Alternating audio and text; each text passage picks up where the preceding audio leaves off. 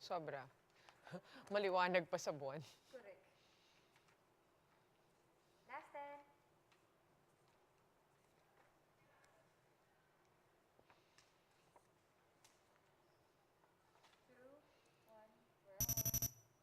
Motorists are bracing for the possibility of another big-time oil price hike next week. Industry insiders say that diesel prices could go up by as much as 12 pesos per liter. The United States will stop importing Russian oil as part of retaliatory sanctions on the Kremlin after its attack on the Ukraine. And provincial buses are back in operation after the LTFRB reopened routes for interregional travel.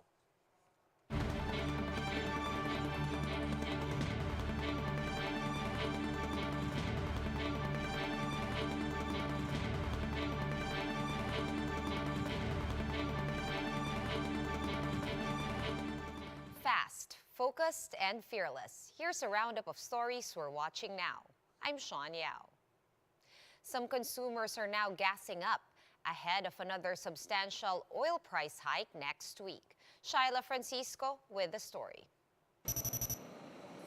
Another oil price hike is in the offing next week, even as motorists are still reeling from the massive fuel price increase last Tuesday. Industry sources reveal that diesel prices could increase by as much as 13 pesos per liter, while gas prices may surge by 8 pesos per liter.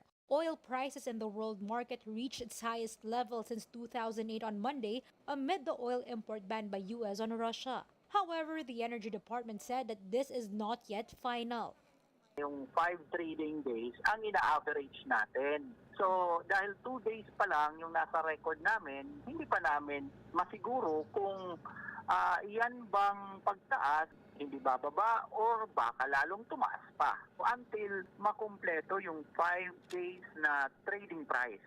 So motorists are now strategizing to save up. Robina, for one, is buying ahead. She used the Price Lock app, which allows her to buy fuel at the current price and load it up later on once price increases take effect. This is a feature available in Sea Oil stations. Robina was able to save 12 pesos per liter.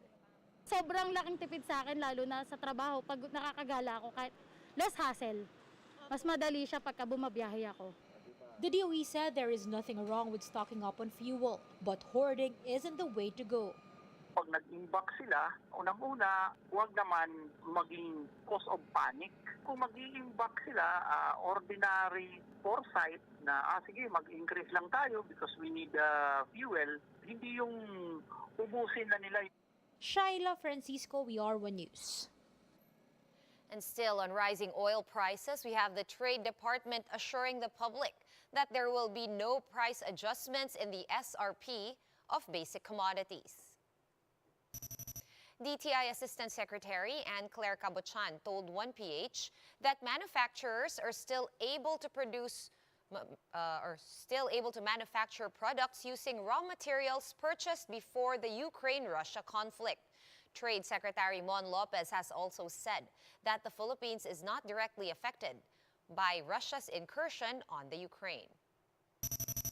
We do not expect in the immediate future yung any adjustment to SRP. Kung binabantayan po namin ay aggressive kami sa monitoring.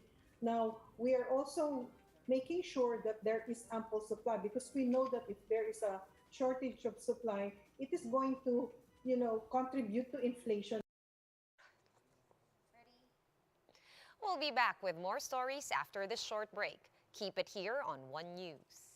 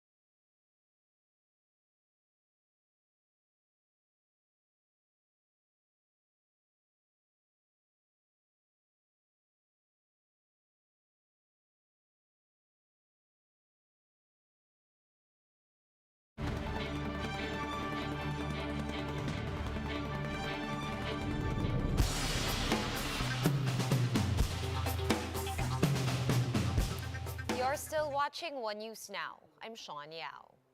The United States and the United Kingdom are pushing through with plans to ban Russian oil imports. U.S. President Joe Biden announced the import ban on Russian oil and other energy products. This is still in retaliation for Russia's invasion of Ukraine. Biden said that the sanctions imposed by the United States and its allies have already dented Russia's economy. Ukraine will Hindi, may never nag-edit. be a victory for Putin. Putin may be able to take a city, but he'll never be able to hold the country. And if we do not respond to Putin's assault on global peace and stability today, the cost of freedom and to the American people will be even greater tomorrow. In a parallel move, the United Kingdom will also phase out Russian petroleum products by the end of the year. Prime Minister Boris Johnson said that allied countries have agreed to intensify economic sanctions against Russia. This is a big step that the world is taking. The level of disgust and outrage, what is happening in Ukraine is mounting around the world, and the noose is tightening on the Putin regime. And here's a quick look at today's other top stories. President Duterte has appointed PDP Laban Secretary General Melvin Matibag as acting cabinet secretary. Matibag replaces Carlo Nograles, who was recently appointed as the new chairman of the Civil Service Commission. The LTFRB has reopened provincial bus routes for interregional travel. What this means is that all public bus units can now operate as long as they have a franchise, a special permit, or provisional authority. Additionally, 71 PUV routes around Metro Manila are also set to reopen. The Health Department is targeting far-flung areas in its fourth round of the national COVID-19 vaccination drive. The government is aiming to vaccinate some 1.8 million Filipinos during this round, which is set for March 10 to 12. For more updates, visit News 5, the Philippine Star, and Business World online. Visit our website, onenews.ph, for more in-depth analysis. You can also catch One News on the Signal Play app. Register for a free account at www.signalplay.com and stream One News live anytime, anywhere. Masks on, wash hands, and stay safe, Philippines. I am Sean Yao. We are One News.